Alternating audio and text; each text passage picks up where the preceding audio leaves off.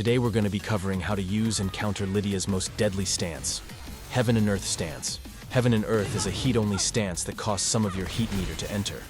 Each time you enter the stance, you gain a Heaven and Earth stack, represented by the token next to your heat meter. You can get a maximum of 3 stacks, and they're retained across rounds, only resetting back to 0 in the next match. Each stack you get increases the damage of all of her Heaven and Earth attacks, as well as increase the damage and healing of a few of Lidia's key moves. On top of this, the more stacks you have, the less heat meter it costs to enter stance. It's already getting pretty complicated. But don't worry, by the end of this video, you'll know exactly how to use and defend against Heaven and Earth. You can hold back to block or duck faster, but unlike her other stances, she doesn't have the backwards jump by pressing back. Lidia can't block in stance. However, during the stance animation she gets a strong reversal effect, meaning she can parry everything except for lows and dick jabs.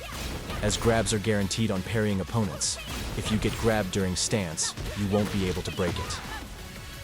Aside from a manual transition, Lidia can enter Heaven and Earth with several other moves while in heat, but we'll get into those details later.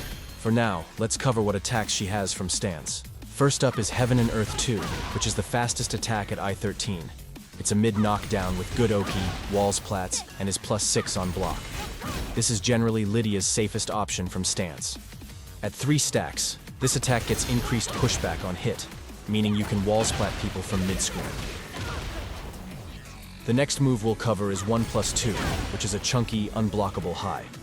It's I-16, so it's not reactable, and it's practically homing. The last move from stance, and yes, there's only 3 moves, is Heaven and Earth 1.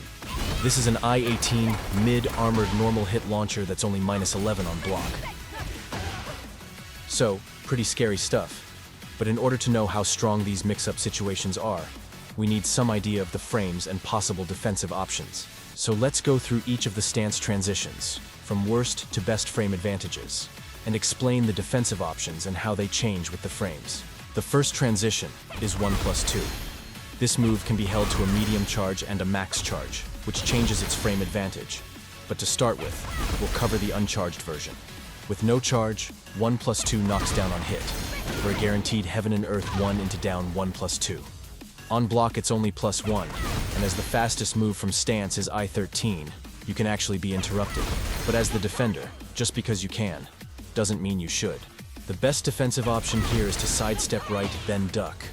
This will beat every option, with you being able to launch Lidia as a reward. Lidia can delay her option to catch your sidestep though, so you can jab or do a generic down 4 to safely interrupt her. This works whether Lidia delays her option or not. The next frame situation is after running 1, which is +5 on block.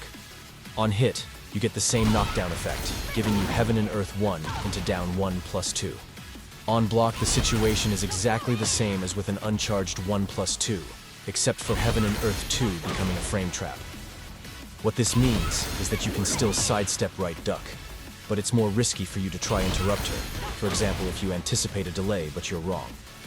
Moving on, our next frame state is after Horse 2 on hit. This leaves us at +8 and really changes things. Horse 2 will only transition to Heaven and Earth on hit. On block it's -10 and won't transition. So the reason why Horse 2 is so good is because due to the +8, sidestep right duck is off the table. Even Lily, who has the best sidestep in the game, can't sidestep or sidewalk in either direction for any of the options. To add insult to injury, everything becomes a frame trap, except for Heaven and Earth 1, which will trade extremely favorably for Lidia. So as the defender, we need to reach deeper into our pockets of active defense to try find some options. Our first option is if we have a punch parry. Lidia, for example, can mash parry and counter both Heaven and Earth 1 and 2, giving us better odds as the defender. Depending on your character's parry window, you may only be able to reliably parry one option or the other, so make sure to test it for your character before whipping this out. As far as I'm aware, Raven is the only character who can parry the unblockable high, so most characters will be helpless trying to parry it. And of course, Lidia can delay any of her options to hard counter any parry attempts, making it quite risky to go for. As for armor, it's not really worth it. At -8, the only thing you'll beat is Heaven and Earth 1, with the other options either hitting you before your armor activates, or blasting through it with the unblockable. Rage Art is another option I haven't talked about, just because for the previous situations sidestep right duck is just so much better. But here Rage Art will beat 1 + 2 and 1, while losing to Heaven and Earth 2. For the previous situations, Rage Art will beat everything, but Lidia can always cancel the stance and block in time, so use it carefully. Moving on, we have Wolf 1 and a medium charge 1 + 2, which leave us at +10. The only thing that changes here is that most parries won't activate in time to beat Heaven and Earth 2, making parry considerably worse here. Rage Art will also now lose to 1 + 2. On hit, both of these have the same knockdown effect as previous transitions.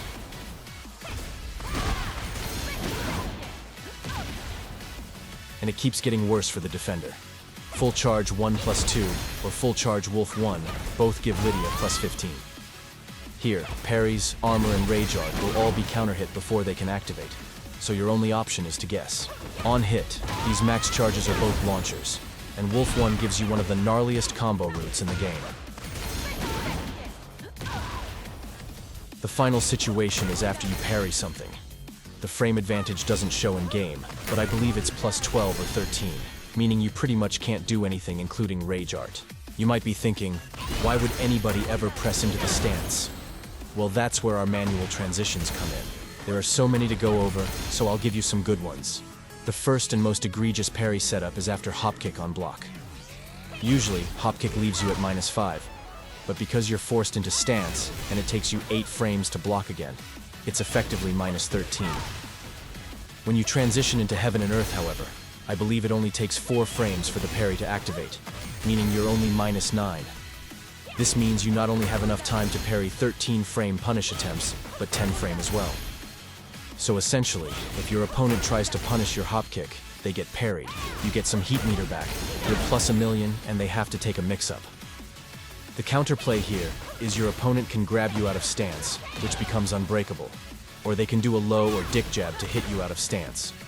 Another setup you have is after Cat 4. Usually it's -14, meaning you can parry any 11-frame or slower while standing option. Again, grabs, dick jabs, and lows will counter this.